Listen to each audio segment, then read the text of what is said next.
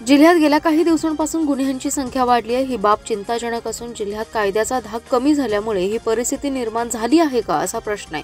त्यासाठी upper police अधीक्षक ऋतू खोकर यांच्या अध्यक्षतेखाली स्वतंत्र टास्क फोर्सची स्थापना करण्यात असल्याची माहिती जिल्ह्याचे पालकमंत्री चंद्रकांत पाटील यांनी दिली आहे। दरम्यान विटा ड्रग्ज प्रकरणी सर्व गुन्हेगारांना मुक्का लागेल असंही त्यांनी सांगितले।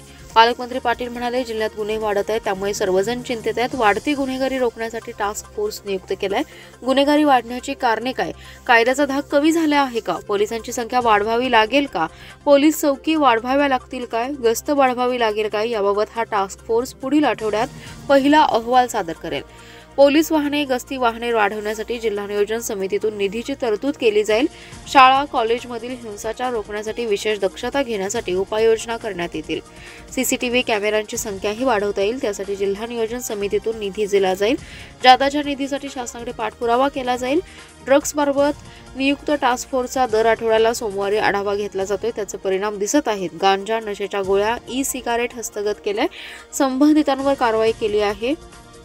ड्रग्ज नशेबाजी विरोधात कारवाईत हलगर्जीपणा अधिकारी करत असल्याचं आढळल्यास त्यास निलंबित केलं जाईल असंही पालकमंत्री पाटील यांनी सांगितलंय।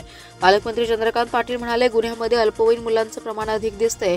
14-15 वर्षाच्या मुलांचा वापर गुन्हेगारीसाठी केला जात आहे, त्यामुळे अल्पवयीन बाबत कायद्यात सुधारणा करण्यासंदर्भात मंत्रिमंडळ बैठकीत चर्चा झाली आहे। कायद्यात सुधारणेचा प्रस्ताव राष्ट्रपतींकडे जाईल असंही त्यांनी सांगितलंय।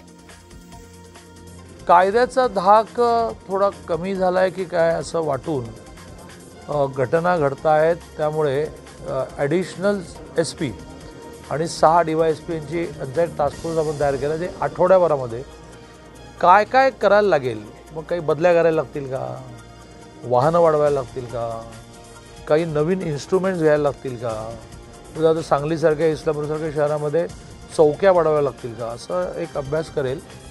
आणि मग मॅनपॉवर वाढीमध्ये होमगार्डचं सहाय्य घेता येईल का, असं प्रायमरी आज डिस्कशन झालं आणि त्या टास्क फोर्सला आम्ही म्हटलं की आठवड्याभरात रिपोर्ट द्या।